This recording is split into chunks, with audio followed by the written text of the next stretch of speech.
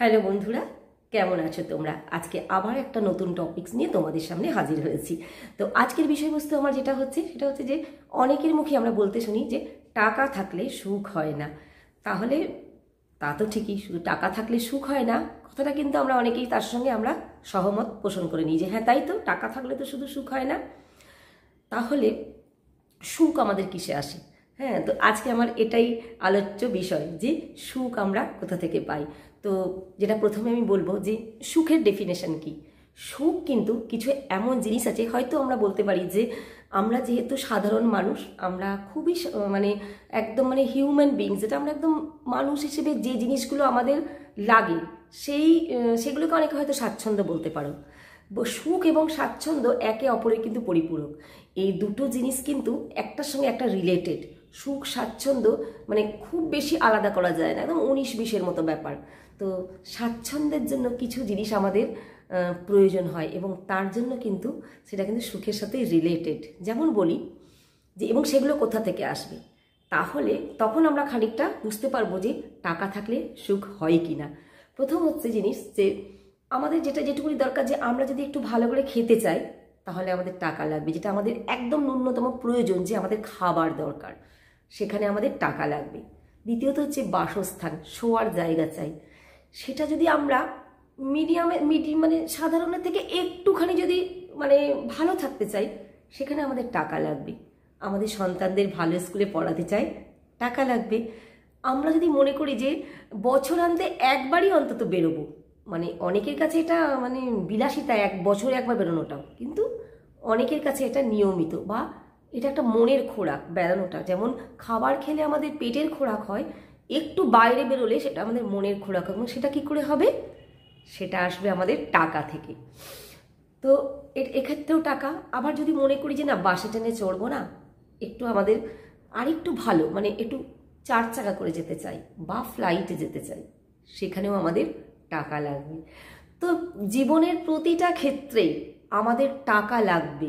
আর এই যে জিনিসগুলো বললাম, এগুলো কি খুব বেশি বেশি চাওয়া? বেশি বেশি চাওয়া নয় তো, যে আমার 10টা গাড়ি লাগবে এই কথা আমি বলিনি, বা আমার মানে বিশাল একখানা বাড়ি লাগবে, বাংলো লাগবে, আমার বিশাল মানে লোকজন লাগবে, বিশাল জিনিস অনেক কিছু লাগবে, তার কথা কিন্তু বলিনি। আমি ন্যূনতম কিছু জিনিস বলেছি যে এইটুকুনি চাহিদা কিন্তু মানুষদের থাকে। কখনো যদি কোনো স্ত্রী তার স্বামীকে বলে চলো না কোথাও বেরিয়ে আসি, বেড়াতে গেলেই তো হবে না, সেখানে লাগবে টাকা। যেখানেই যাও না কেন, সামান্য দীঘা পুরী, ভারতবর্ষে প্রচুর জায়গা আছে আমাদের ঘোরার। তুমি যে কোনো জায়গায় একবার যেতে গেলেই, তুমি খুব কাছেই যদি যাও, একদম ন্যূনতম পশ্চিমবাংলায় যারা শিলিগুড়ির দিকে থাকে তারা বলতে পারে যে আমরা দার্জিলিং বা একটু গ্যাংটক যেতে পারি, বা আমরা যারা পশ্চিমবাংলায় কলকাতার এই সাইডটাতে থাকে তারা বলবে যে একটু দীঘা আমাদের সবচেয়ে খুব কাছাকাছি। তো সেসব জায়গায় যেতে হলে, থাকতে গেলে প্রতিটা মুহূর্তে সবাই জানে যে টাকা লাগে। তাহলে সুখ, এগুলো কি তোমরা কি বলবে?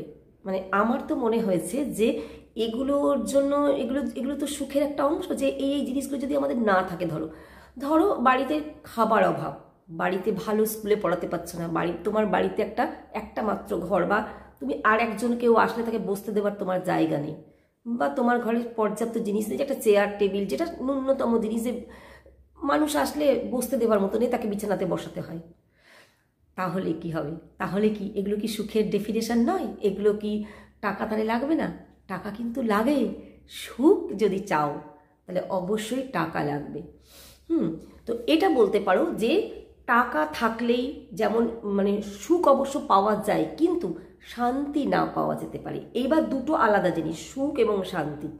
সুখের জন্য কিন্তু টাকা লাগে, তবে শান্তির জন্য সবসময় কিন্তু টাকা লাগে না। অনেকে কি হয়, খুব সামান্য একটু আমি দুটো ডাল ভাত খেলাম, একটু ঘুমোতে পারলাম রাত্রে নিশ্চিন্তে, আমার শান্তি, এটা এক ধরনের শান্তি। আবার অনেকে শান্তি ভাবে কি যে না, আমার ছেলে মেয়েকে একটু ভালো করে রাখবো, তারা একটু ভালো করে চলবে, বা আমার স্ত্রীকে আমি ভালো রাখবো, আমার স্বামীকে আমি ভালো রাখবো, আমার পরিবারকে, বাবা মাকে আমি ভালো রাখবো, তার জন্য আমার কিছু টাকার দরকার, এবং তাহলে আমার খুব শান্তি মনে। তো এটাও তো মানুষে কিন্তু মানে ভ্যারি করে, যে আমার কাছে শান্তির ডেফিনেশন কি, সুখের ডেফিনেশন কি।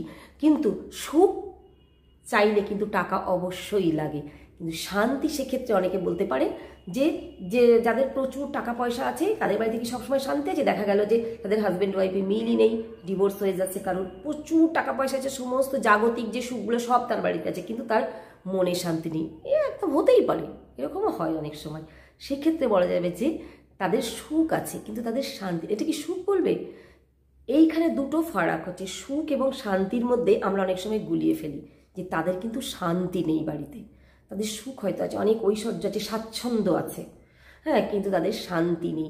হ্যাঁ, এটা হতে পারে যে শান্তি কিন্তু সবসময় নাও থাকতে পারে, যে তার হাজব্যান্ড হয়তো কোনো অন্যান্য নারীর সঙ্গে আসক্ত, নারীর প্রতি। আবার কোনো কোনো মহিলারাও মানে নারীরাও অন্য পুরুষে আসক্ত থাকে, হাজব্যান্ডের অনেক কিছু থাকা সত্ত্বেও, অনেক সুখ সুবিধা থাকা সত্ত্বেও। এগুলো কিন্তু আবার একটা নেচার, যে হাজব্যান্ড বাড়িতে শান্তি থাকে না এই কারণগুলোতে। বা কোনো দেখা যায় যে পারিবারিক কলহ লেগেই থাকে, অনেক সম্পত্তি নিয়ে বিবাদ থাকে, সেগুলো একটা জিনিস।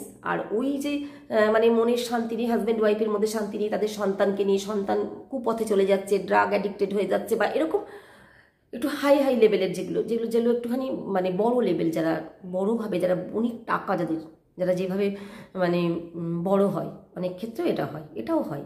কিন্তু নর্মালি যেটা আমরা ভাবি যে সুখ যদি চাও তাহলে অবশ্যই টাকা লাগবে, এবং এই টাকা যাতে মানে তুমি তোমার সুখ পরিবারে রাখতে পারো, টাকা ইনকামের পথ নিজেকেই বের করতে হবে। তুমি মেয়ে হও আর ছেলে হও, নিজেকে যোগ্য করে তুলতে হবে। আর এই টাকা আসবে কোথা থেকে? যোগ্যতার নিরিখে। অবশ্যই নিজেকে যোগ্য করতে হবে, এবং কীভাবে টাকা ইনকাম করতে হবে সেটা ছোট থেকে আমাদের শিখতে হবে। কিছুটা সময় পার হয়ে আমাদের শিখতে হবে যে আমাদের কিছু সুখের জন্য, কিছু স্বাচ্ছন্দ্যের জন্য, প্রয়োজনের জন্য আমাদের টাকা লাগবে, আর এই টাকা রোজগার আমাদের করতে হবে, তবেই কিন্তু আমাদের সুখ আসবে।